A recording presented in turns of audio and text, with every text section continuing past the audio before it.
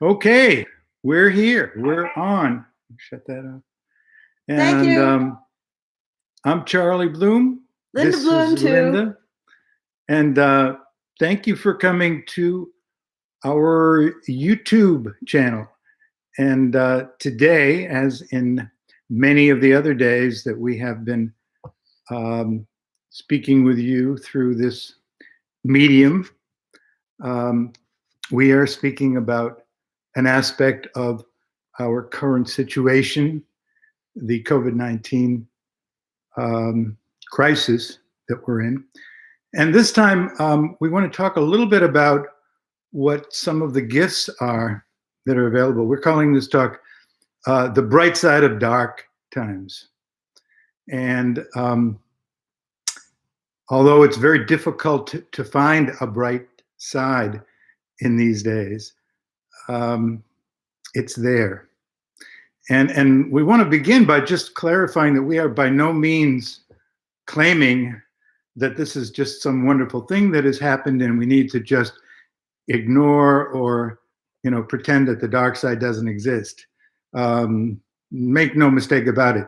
These are challenging times that we're living in, and it's affecting not only us and our immediate situation and our families and friends, but it's affecting the whole country, in fact, the whole world.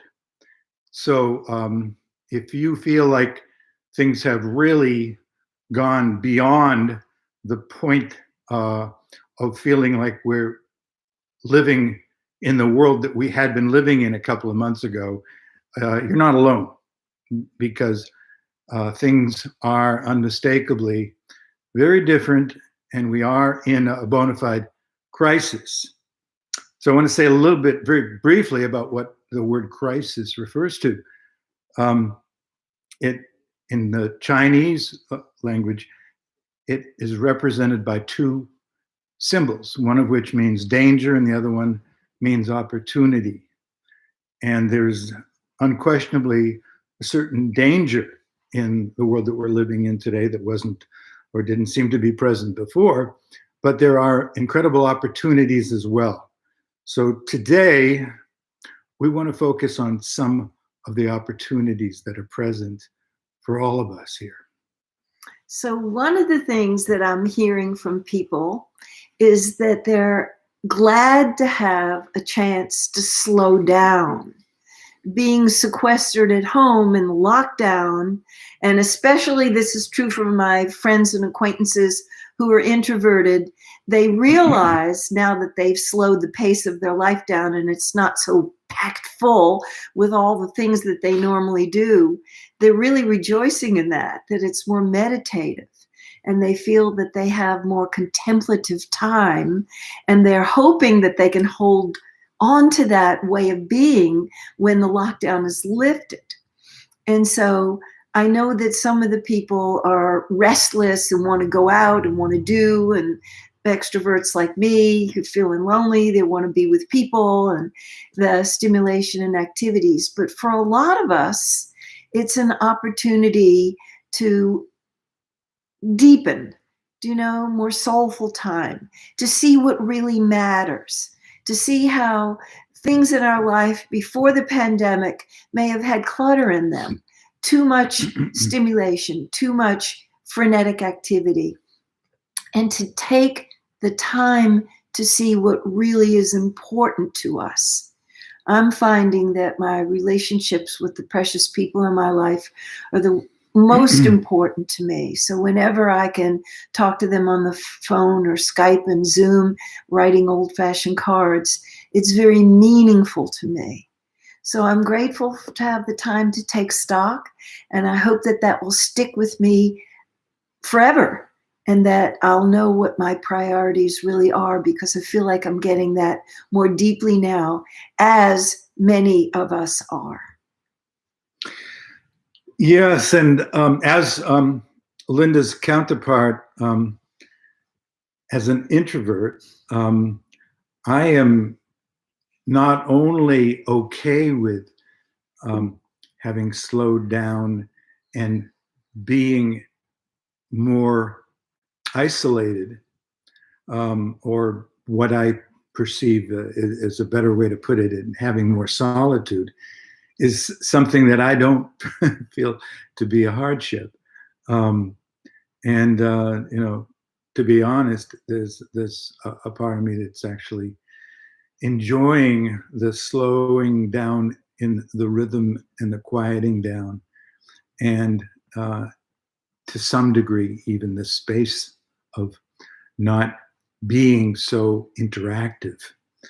Um, so for me, and for actually for quite a few people that I've spoken with in the last couple of months, this aspect of these times that has opened up space and time and quiet um, has been seen as something of real value.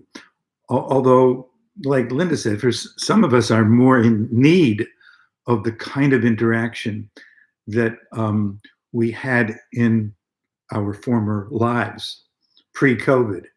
Um, so there are challenges and opportunities on both sides of the equation.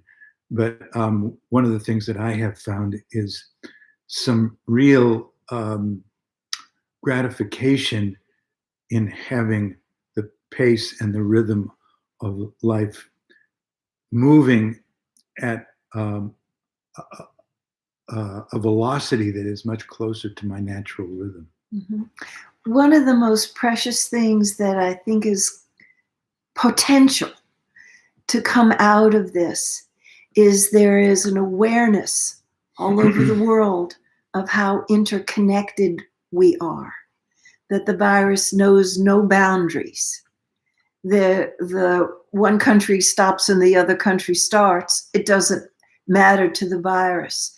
And we can see so clearly now how interconnected we all are. Many people have been thinking about global village.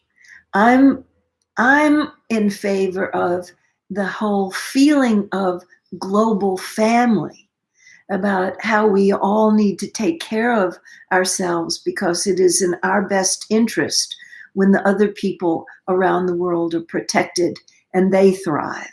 And I'm really hopeful that out of that growing awareness around the world, that we can prevent other catastrophes, perhaps from the environment, future pandemics, things maybe we haven't even anticipated at this moment. But when we have that deep awareness of our interbeing, it could be making tremendous meaning out of the suffering and the discomfort and the fear and the stress that people are living in right now, even the economy taking a really big beating. If this awakens more people to how we need to cooperate with each other worldwide. Yeah, and I love the term interbeing because we're so accustomed to our seeing ourselves as having an identity as a human being. But actually, we don't just exist in the context of this body, we exist in the context of relationships. Human beings require interdependence, they require mutual support. None of us could possibly have gotten to this point in our lives, to this where we are today, without the incredible support and guidance that came to us literally from since day one. Now, admittedly, some of us got higher levels of support and comfort and guidance than others did. But we all know that in order to survive in life, we have had to depend upon others to provide what we couldn't provide for ourselves. So even though we live in a culture that prizes independence, we are fundamentally interdependent, and we're not just interdependent on those in our immediate inner circle to share support with on a mutual basis, but as we're learning from this crisis, we are interdependent on people who live miles, perhaps thousands of miles away. We are inextricably interwoven in their lives in ways that we can very easily fail to recognize and to see. And there's a big difference between saying and thinking that, well, we're all one, we're all connected. And yeah, we know that's true. But there's a difference between thinking that and believing that and actually experiencing, wow, I mean, we really are interconnected. Those families in Bangladesh, where they're no longer having jobs in the garment business and making clothes, well, that's affecting us too. And those people in South America who are